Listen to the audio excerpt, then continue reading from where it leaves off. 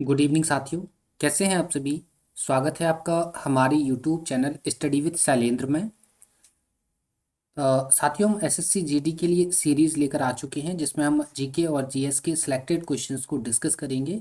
तो ये हमारी पहली क्लास है और पहली की क्लास के साथ ही एक और आपको अनाउंसमेंट करते हैं कि एसएससी जीडी के से रिलेटेड आपके जितने भी डाउट्स हैं उन डाउट्स को आप हमें कमेंट सेक्शन में मेंशन करिए। उन डाउट्स के लिए डाउट्स को लेकर भी हम जो भी आपके डाउट्स हैं उन सारे डाउट्स को लेकर वीडियो बनाएंगे और उसमें आपके डाउट्स को सॉल्व करेंगे। राइट, तो ये आप ध्यान रखिएगा। क्लियर है। तो चलते हैं हम अपने क्वेश्चंस की ओर। देखिए, पहला क्वेश्चन हमारे सामने है कि संयुक्त राष्ट्र संघ की स्थापना वर्ष क्या है।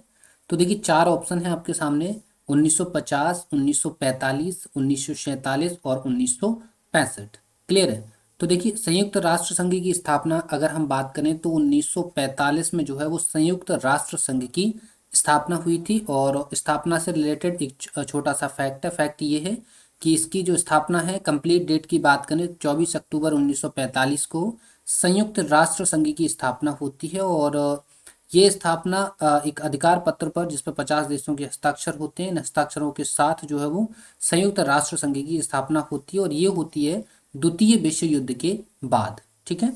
संयुक्त राष्ट्र संघ से पहले अगर बात करें तो पहले केवल राष्ट्र संघ था। राष्ट्र संघ, राइट, जो कि स्विट्जरलैंड के अंदर जेनेवा में था।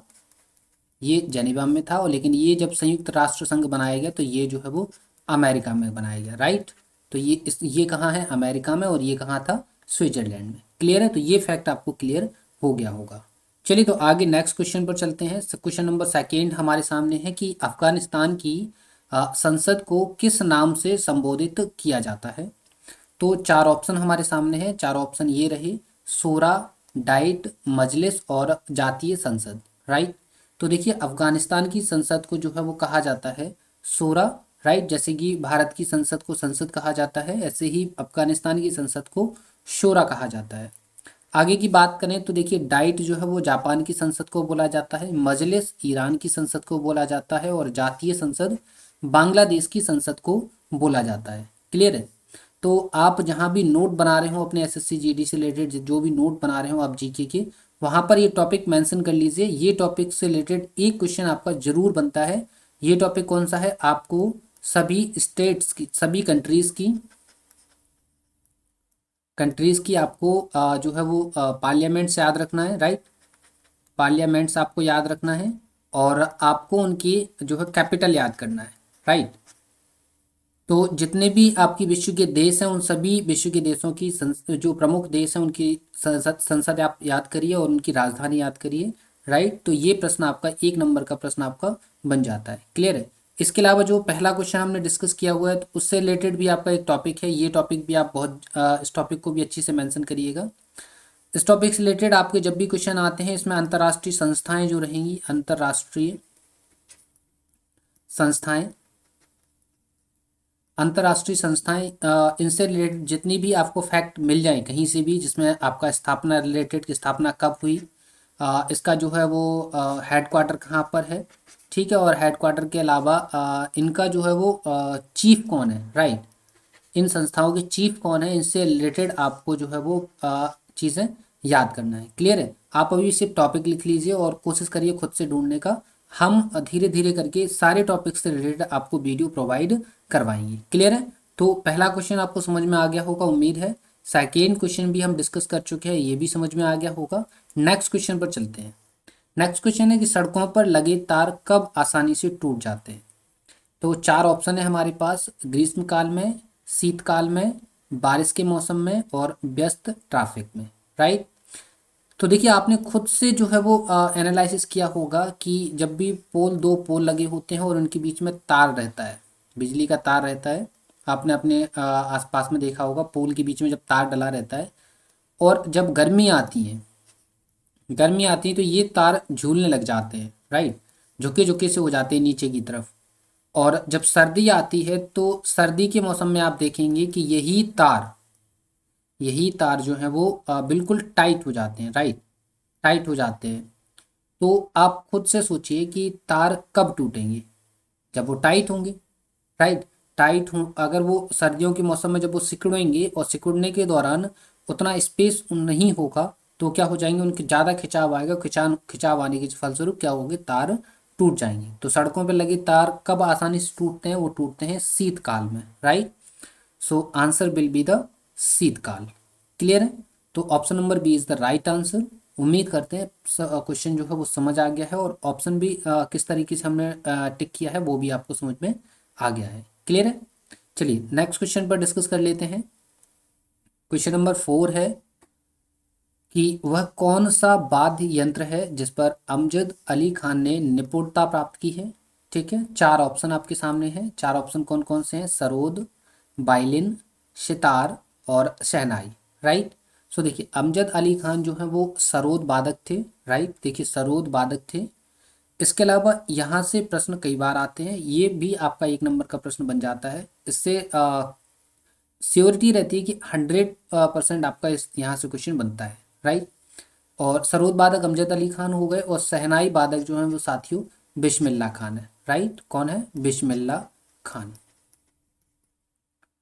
तो हम ये टॉपिक भी आपके लिए बहुत ही जल्द लेकर आएंगे, लेकिन आपको इन सारी चीज़ें अगर आपको चाहिए तो आपको अपनी रिक्वायरमेंट हमारे कमेंट बॉक्स में मेंशन करनी होगी। इसी के साथ ही आपको ज़्यादा से ज़्यादा सपोर्ट प्रोवाइड करना होगा हमको, राइट। आपकी सारी जो रिक्वायरमेंट है वो फुलफ़िल करती जाएंगी। क्लियर है। किसी भी प्रकार का डाउट हो, इवन आपका फिजिकल से रिलेटेड हो, डॉक्यूमेंट से रिलेटेड हो, मेडिकल से रिलेटेड हो, फॉर्म से रिलेटेड हो, कोई भी डाउट हो आप कमेंट सेक्शन में मेंशन करिए। आपको रिटर्न से रिलेटेड कोई भी डाउट है, कोई टॉपिक से रिलेटेड डाउट है, आप कमेंट सेक्शन में मेंशन करिए। सारी डाउट्स आपकी क्लियर करवा दी जाएंगी। क्लियर साथियों। चलिए हम आगे की तरफ बढ़ जाते हैं, नेक्स्ट क्वेश्चन देख लेते हैं। Question number 5। क्वेश्चन नंबर 5 क्या है, लोक चित्रकला मधुबनी किस राज्य में लोकप्रिय है। ठीक है, चार ऑप्शन है देखो इसके भी। ऑप्शन कौन कौन से हैं, पश्चिम बंगाल है, उड़ीसा है, बिहार है और असम है। तो देखिए जो मधुबनी चित्रकला है ना वो बिहार के अंदर बहुत ही ज़्यादा फेमस है। हालांकि बिहार के साथ साथ ये जो चित्रकला है ना वो झारखंड में भी आपको देखने के लिए मिल जाएगी, राइट। बिहार और झारखंड दोनों जगह ये फेमस है। क्लियर।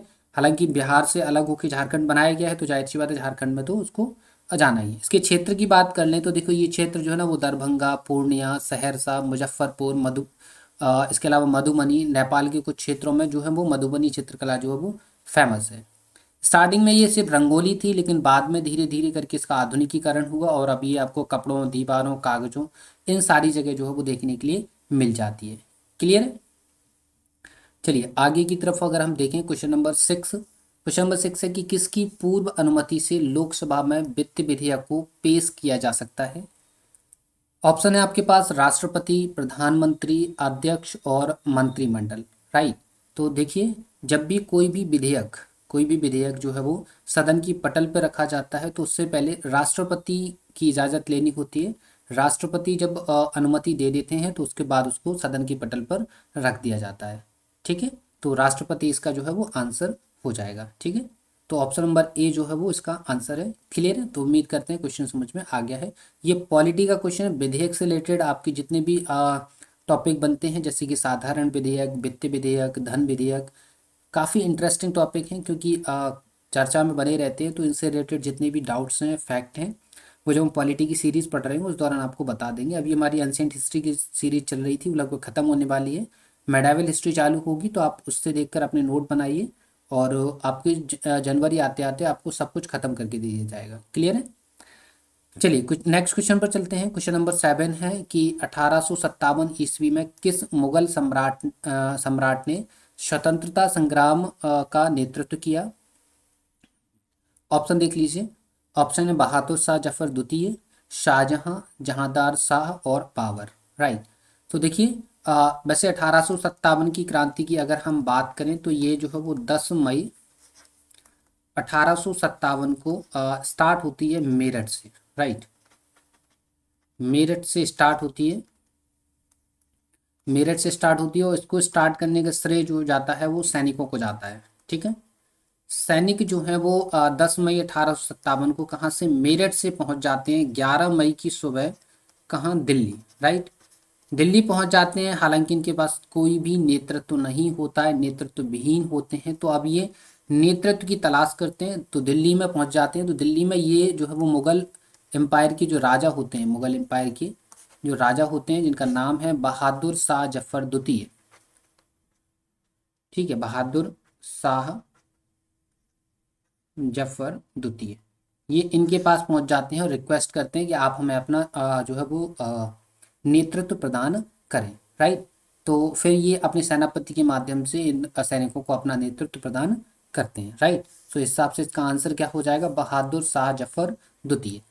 क्लियर है। तो इस प्रकार से आप स्टोरी करेक्ट करके ना आंसर देंगे ना, तो आपको बहुत जल्दी आंसर समझ में आ जाएगा, और टॉपिक आपका अगर क्लियर है तो आप बहुत ही आसानी से इसका आंसर दे पाएंगे। क्लियर है। तो बहादुर शाह जफर द्वितीय जो है वो इस सवाल का जो है वो आंसर हो जाएगा। क्लियर है। चलिए आगे नेक्स्ट क्वेश्चन देख लेते हैं। क्वेश्चन नंबर 8 है, आर्य समाज की स्थापना दयानंद सरस्वती ने 1875 में कहाँ की थी? देखिए ऑप्शन है आपके पास, दिल्ली, बम्बई, मद्रास और कलकत्ता। राइट।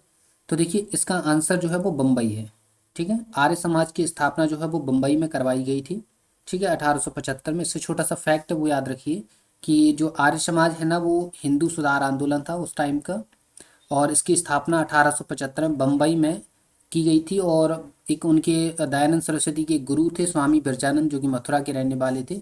इनसे ये प्रेरणा लेते हैं, और प्रेरणा लेने के बाद जो है वो बम्बई के अंदर आर्य समाज की स्थापना कर देते हैं। क्लियर है। चलिए, स्वामी दयानंद सरस्वती का एक जो है वो कोट काफ़ी ज़्यादा फेमस है, वो है वेदों की ओर लौटो, वेदों की ओर लौटो। राइट।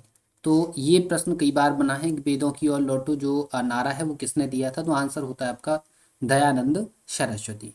क्लियर है। चलिए, तो उम्मीद करते हैं क्वेश्चन समझ में आ गया है और आंसर भी समझ में आ गया है। नेक्स्ट क्वेश्चन देख लेते हैं। क्वेश्चन नंबर 9 है, भारत का प्रधानमंत्री किस प्रक्रिया से बनाया जाता है? ऑप्शन ऑप्शन है आपके सामने। ऑप्शन है निर्वाचन, नियुक्ति, मनोनयन और चयन। राइट। तो देखिए साथी, आर्टिकल 75 अगर आपने पढ़ा है, राइट, अगर पॉलिटी पढ़ी है और आर्टिकल 75 पढ़ा है, तो आर्टिकल 75 में बोला गया है कि राष्ट्रपति राष्ट्रपति जो है वो किसकी, प्रधानमंत्री की नियुक्ति करेगा अपने लिए। राइट। तो देखिए, तो प्रधानमंत्री की किस प्रक्रिया प्रधानमंत्री किस प्रक्रिया से बनाया जाता है? नियुक्ति करके प्रधानमंत्री को बनाया जाता है। प्रधानमंत्री का चुनाव नहीं होता है, निर्वाचन नहीं होता है। राइट। देखिए ये रहा आर्टिकल 75। आर्टिकल 75 में कहा गया कि प्रधानमंत्री की नियुक्ति राष्ट्रपति द्वारा की जाएगी। क्लियर है। चलिए, तो ये चीज़ समझ में आ गई है आपको। नेक्स्ट क्वेश्चन चलते हैं। Question number 10। क्वेश्चन नंबर 10 क्या है? ऑपरेशन फ्लड किससे संबंधित है? ऑप्शन रहे आपके सामने, बाढ़ नियंत्रण से संबंधित है, पीने के पानी की व्यवस्था से संबंधित है, दुग्ध उत्पादन, या इनमें से कोई नहीं। राइट। तो देखिए ऑपरेशन फ्लड जो है वो 1970 के आसपास चलाया गया था। ठीक है, वर्गीज कुरियन के द्वारा। किसके द्वारा? वर्गीज कुरियन के द्वारा इसको जो है वो चलाया गया था। ठीक है। तो ये जो है ना ऑपरेशन फ्लड जो है वो डेयरी उद्योग के लिए चलाया गया था। डेयरी उद्योग इट मीन्स दुग्ध उत्पादन से रिलेटेड ये जो है वो है। तो ऑपरेशन फ्लड किससे संबंधित है? दुग्ध उत्पादन से संबंधित है। क्लियर है। तो ये कुछ छोटा सा फैक्ट है कि 1970 के आसपास इसको शुरू किया गया था, और ये ऑपरेशन फ्लड जो है वो डेयरी उद्योग से जुड़े किसानों के लिए है। और ऑपरेशन फ्लड के अंदर जो है वो दुग्ध उत्पादकों को 700 से ज़्यादा शहरों और नगरों के उपभोक्ताओं को आपस में दुग्ध उत्पादकों के साथ जोड़ता है। क्लियर है। तो उम्मीद करते हैं ये चीज़ें समझ में आ गई। नेक्स्ट क्वेश्चन देख लेते हैं। क्वेश्चन नंबर 11 सामने है आपके। क्या है कि हरिजन सेवक संघ की स्थापना किसने की? तो देखिए हरि ऑप्शन आपके सामने ये रहे, B R Shinde, Mahatma Gandhi, B R Ambedkar और ज्योतिबा फुले। तो देखिए हरिजन सेवक संघ की स्थापना जो है वो महात्मा गांधी जी करते हैं। राइट। महात्मा गांधी जी जो है वो लगभग 1932 के समथिंग हरिजन सेवक संघ की स्थापना कर देते हैं। क्लियर है। और हरिजन सेवक संघ की जो स्थापना है वो आफ्टर पूना पैक्ट जो है वो करी जाती है। आफ्टर पूना पैक्ट की जो है वो ये जो है वो करी जाती है। क्लियर है साथियों। तो पूना समझौता जब होता है किसके बीच में, अंबेडकर और गांधी जी के बीच में, उसके बाद जो है वो हरिजन सेवक संघ की स्थापना गांधी जी के द्वारा कर दी जाती है। क्लियर है? तो ये क्वेश्चन समझ में आ गया होगा। नेक्स्ट क्वेश्चन देख लेते हैं। क्वेश्चन नंबर नेक्स्ट है, सर्वोदय योजना का प्रस्ताव किसके द्वारा रखा गया था? ऑप्शन देख लीजिए। ऑप्शन है जयप्रकाश नारायण, महात्मा गांधी, विनोबा भावे और इनमें से कोई नहीं। देखिए, सर्वोदय योजना से जुड़े हुए दो नाम आपको हमेशा याद रखना है। सर्वोदय योजना में एक नाम आता है जयप्रकाश नारायण का, ठीक है, और एक नाम आता है जवाहरलाल नेहरू का, राइट। ठीक है, तो इस लिहाज से इसका आंसर जो है वो जयप्रकाश नारायण हो जाएगा, राइट। क्लियर है? और देखिए, ये जो सर्वोदय योजना है ना, ये इकोनॉमिक्स का काफ़ी फेमस टॉपिक है। तो जब हम इकोनॉमिक्स के क्वेश्चंस ले रहे होंगे, इकोनॉमिक्स के डाउट क्लियर कर रहे होंगे, उस दौरान इस पूरे टॉपिक को ब्रीफ में डिस्कस करेंगे, राइट। यहाँ पर हम आपके लिए कोई भी उलझन पैदा नहीं करेंगे, क्योंकि जितने भी PYP क्वेश्चन है, ये सारे के सारे PYP क्वेश्चन हैं जो कि SSC GD में आ चुके हैं, ठीक है। तो ये सारे क्वेश्चंस PYP क्वेश्चंस हैं। कुछ एक्सपेक्टेड क्वेश्चंस जो है वो हमने लगाए हुए हैं इसके अंदर। तो जितने भी टॉपिक्स हैं उनको ब्रीफ में डिस्कस हम करेंगे, लेकिन एक स्पेशल वीडियो के अंदर करेंगे, राइट। तो सारी चीज़ें आप नोट करते जाइए और कोशिश करिए, देखिए कि आपके कितने नंबर आ रहे हैं इस सीरीज़ के अंदर, राइट। चलिए, क्वेश्चन नंबर 13 हम देख लेते हैं। क्या है कि भारत में सामुदायिक विकास कार्यक्रम कब प्रारंभ हुआ? ऑप्शन है आपके पास 1948, 1950, 1951 और 1952, right. So 1952 is the right answer, ठीक है। 1952 में सामुदायिक विकास कार्यक्रम की स्थापना की जाती है, प्रारंभ किया जाता है। आप देखेंगे कि 2 अक्टूबर 1952 को जब पहली पंचवर्षीय योजना चल रही थी, पहली पंचवर्षीय योजना चल रही थी, तो उस दौरान जो है वो सामुदायिक विकास कार्यक्रम जो है चलाया जाता है। क्लियर है साथियों? ये सामुदायिक विकास कार्यक्रम पंचायतों से जुड़ा हुआ कार्यक्रम था, लेकिन ये जो है वो फेल हो जाता है, राइट। सामुदायिक विकास कार्यक्रम जो है वो फेल हो जाता है। क्लियर है? तो फिर चलते हैं हम नेक्स्ट क्वेश्चन पर। तो इसका आंसर आपको समझ में आ गया होगा कि इसका आंसर जो है वो 1952 है। सामुदायिक विकास कार्यक्रम 2 अक्टूबर 1952 को चलाया गया था। क्लियर है साथियों? चलिए नेक्स्ट क्वेश्चन पर चलते हैं। क्वेश्चन नंबर 14 है, किस विटामिन की कमी से खून का बहना बंद नहीं होता है? ऑप्शन है आपके पास vitamin A, vitamin B, vitamin C और विटामिन के। तो देखिए, विटामिन इसका आंसर जो है वो क्या होगा, ये आप सोचिए कि किस विटामिन की कमी से खून का बहना नहीं बंद होता है। तो विटामिन के is the right answer. Vitamin के की कमी अगर आपके अंदर होगी तो आपके अंदर रक्त का थक्का नहीं जमेगा, राइट। रक्त का थक्का नहीं जमेगा अगर आपके अंदर विटामिन के की कमी है। विटामिन सी की बात करें तो विटामिन सी की अगर आपके अंदर कमी है तो आपके मसूड़े सूज जाएंगे, ठीक है। आपके जो है वो दांत कमज़ोर हो जाएंगे, दांत घिसने लग जाएंगे, राइट। सो ऐसी कमियां आपके अंदर आ जाएंगी, ठीक है। विटामिन बी तो आप जानते ही हैं, विटामिन बी, बी कॉम्प्लेक्स काफ़ी ज़्यादा फेवरेट है। जैसे कि बी कॉम्प्लेक्स की कमी अगर आपके अंदर होती है तो आपकी बैक में पेन होने लग जाएगा, ठीक है। तो काफ़ी सारी डिफिशियंसी जो है वो आपको देखने के लिए मिल जाएंगी, ठीक है। इसके लिए विटामिन ए जो है वो आपके अंदर अगर है, अगर विटामिन बी हो जा कमी ज़्यादा डिफिशियंसी होती है तो आपको बेरी बेरी रोग हो जाता है, ठीक है। और विटामिन ए की अगर डिफिशियंसी होती है तो आपको रतौंधी रोग हो जाता है, रतौंधी रोग मतलब रात को दिखना बंद हो जाएगा, कम हो जाएगा, ठीक है। ये कुछ है। तो विटामिन के की कमी से आपके अंदर रक्त का थक्का नहीं जमेगा, तो आपका ब्लड क्लोटिंग नहीं बनेगी, राइट। तो किस विटामिन की कमी से खून का बहना बंद नहीं हो रहा है? तो विटामिन के की कमी से खून का बहना बंद नहीं होगा। क्लियर है? चलिए नेक्स्ट क्वेश्चन नंबर 15 डिस्कस कर लेते हैं। क्वेश्चन नंबर 15 है, लैक्टोमीटर क्या है? एक प्रकार का क्या है लैक्टोमीटर? तो ऑप्शन आपके सामने चार ये रहे कि हाँ, लैक्टोमीटर एक प्रकार का है, क्या है? हाइड्रोमीटर है या हाइग्रोमीटर है या अल्टीमीटर है या अमीटर है, ठीक है। तो लैक्टोमीटर जो है वो एक तरीके का हाइड्रोमीटर है, राइट। लैक्टोमीटर क्या है? एक प्रकार का हाइड्रोमीटर है, ठीक है। अल्टीमीटर और अमीटर की बात करें तो ये तो लाइट से जुड़े हुए वो हैं, इक्विपमेंट्स हैं, ठीक है। तो और हाइग्रोमीटर जो है वो आर्द्रता नापता है, ठीक है, आर्द्रता नापता है। तो ये जो है वो आपके क्वेश्चन ऑप्शंस के थोड़ा सा डिस्कशन हो जाता है, राइट। सो लैक्टोमीटर क्या है, एक प्रकार का हाइड्रोमीटर है। क्लियर है। चलिए, तो फिर हम आगे की तरफ चलें क्या। चलिए क्वेश्चन नंबर 16 डिस्कस कर लेते हैं। क्वेश्चन क्या है कि एक गतिशील बस में एकाएक ब्रेक लगाने से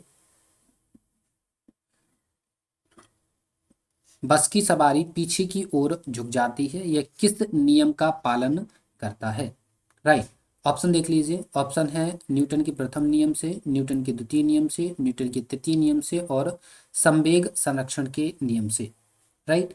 सोचिए, तो आप और बताइए क्या हो सकता है इसका आंसर।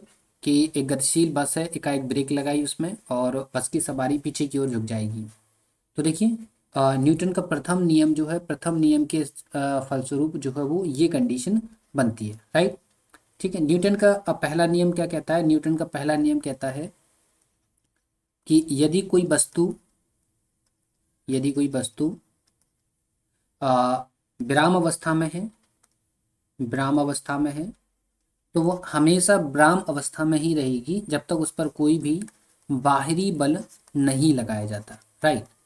तब तक वो विराम अवस्था में रहेगी। ठीक है। और दूसरी कंडीशन क्या बनती है इसी की, ये पहली होगी, दूसरी कंडीशन बनती है कि यदि कोई वस्तु गतिशील है, ठीक है, गतिशील अवस्था में है, तो ये हमेशा गतिशील ही रहेगी जब तक उस पर क्या बाहरी बल नहीं लगाया जाता। जब उस पर बाहर से बल लगाया जाता है तो फिर वो चीज़ रुकेगी। अगर गतिशील है तो रुकेगी, और अगर विराम अवस्था में है तो चलेगी, राइट। इसी वजह से इस नियम को बोला जाता है जड़त्व का नियम, राइट। तो जड़त्व के नियम के फलस्वरूप ही क्या होता है कि गतिशील बस है, अगर आप उसमें बैठे हैं, अगर बस चल रही है तो बस अगर गतिशील अवस्था में है तो इट मीन्स क्या है, आप भी गतिशील अवस्था में है। बस में आप बैठे हैं तो अगर बस चल रही है तो इसमें इट मीन्स आप भी चल रहे हैं, ठीक है। आप जो है वो किसके पिंड के साथ साथ मूवमेंट कर रहे हैं, राइट। जब पिंड में क्या है, लेकिन जो गतिशील जो बस थी, वो बस में आपने जैसे ही ब्रेक लगाया वैसे ही बाहर से अंदर की तरफ एक बल लगा, तो बल लगने के कारण जो है बस तो रुकी, लेकिन आप गतिशील अवस्था में थे, जिस कारण क्या होता है, सवारी पीछे की ओर झुक जाती है। क्लियर है। तो क्या हो जाएगा, न्यूटन का प्रथम नियम जो है वो इसका आंसर हो जाएगा। क्लियर है। चलिए नेक्स्ट क्वेश्चन देख लेते हैं। Next question, question number 17 science का क्वेश्चन है। कंठमाला या गॉइटर बीमारी किस अंग से संबंधित है। ऑप्शन देख लीजिए। चार ऑप्शन है, कान से, आंख से, गला से और मुंह से, ठीक है। तो देखिए, कंठमाला, कंठ तो आप जानते हैं, कंठ किसको बोलते हैं, गले को, राइट, गॉइटर। ठीक है। तो कंठमाला जो बीमारी है वो किसकी है, गले की बीमारी है, राइट। किसकी बीमारी है, गले की बीमारी है। ये गले गले को जो है वो प्रभावित करती है। क्लियर है। चलिए नेक्स्ट क्वेश्चन, क्वेश्चन नंबर 18 हम देख लेते हैं। 18 क्या है कि हाइपर मेट्रोपिया का अर्थ क्या है। ऑप्शन देख लीजिए। हाइपर मेट्रोपिया किसको बोलते हैं, निकट दृष्टि दोष को, दूर दृष्टि दोष को, जरा दृष्टि दोष को, या प्लेस बायोपिया को, राइट।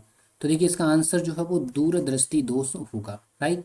हाइपर मेट्रोपिया का अर्थ होता है दूर दृष्टि दोष, ठीक है। और एक होता है मायोपिया, मायोपिया, तो मायोपिया होता है निकट दृष्टि दोष। क्लियर है। चलिए तो नेक्स्ट पे चलते हैं हम, क्वेश्चन नंबर 19। क्वेश्चन नंबर 19 है, मानव शरीर में सबसे बड़ी ग्रंथि क्या है। ठीक है, काफ़ी सिंपल सा सवाल है, बच्चों वाला सवाल है। चार ऑप्शन है आपके पास, किडनी, हृदय, यकृत और फेफड़ा। तो मानव शरीर में सबसे बड़ी ग्रंथि होती है वो होती है लीवर। लीवर इट मीन्स होता है यकृत, राइट। सो यकृत इज द राइट आंसर, ठीक है। तो यकृत जो है वो इस सवाल का आंसर हो जाएगा। नेक्स्ट क्वेश्चन देख लेते हैं। क्वेश्चन नंबर 20 है, लास्ट क्वेश्चन है। क्षय रोग, क्षय रोग तो आप जानते हैं टीबी को बोलते हैं, ट्यूबरक्लोसिस। क्षय रोग शरीर के किस अंग को प्रभावित करता है। तो देख लीजिए ऑप्शन क्या है आपके पास, यकृत, हृदय, किडनी और फेफड़ा। देखिए क्षय रोग आपको समझ में आ रहा हो नहीं आ रहा हो मालूम नहीं है, लेकिन आपने टीबी का नाम सुना होगा। टीबी जब आती है ना, खुल खुल करते हैं, खांसते रहते हैं, तो खांसेंगे आप तो क्या होगा, क्या किस कौन सा रोग, कौन सा अंग प्रभावित होगा, जाहिर सी बात है फेफड़े प्रभावित होंगे ना, तो ये कॉमन सी बात है। तो क्षय रोग कौन शरीर के किस अंग को प्रभावित करता है, फेफड़ों को प्रभावित करता है। So option number 4 is the right answer. Clear. तो आपने खुद से एनालिसिस किया होगा कि 20 में से आपके कितने नंबर आए हैं, राइट, और उसके ऑप्शंस आंसर आपने देख लिए हैं। क्लियर। तो आपने आपको जांचिए कि आपके 20 में से कितने नंबर आ रहे हैं। इस प्रकार की सीरीज आपको कंटिन्यूसली मिलती रहेगी जब तक आपके एग्जाम नहीं हो जाएंगे। और अगर आपको कोई भी डाउट है, डाउट अपना कमेंट सेक्शन में डालिए। वो डाउट कैसा भी हो, मेडिकल रिलेटेड हो, आपका डाउट फिजिकल रिलेटेड हो, आपका डाउट किसी भी टॉपिक से रिलेटेड हो, ठीक है, किसी भी प्रकार का एनी ऑफ द डाउट आप हमारे कमेंट बॉक्स में डालिए, कमेंट बॉक्स में वो कमेंट सेक्शन में डालिए, और वहाँ से हम आपके डाउट्स को लेकर एक वीडियो बनाएंगे और वीडियो के थ्रू आपके सारे डाउट्स को रिजॉल्व करवा देंगे। क्लियर है साथियों?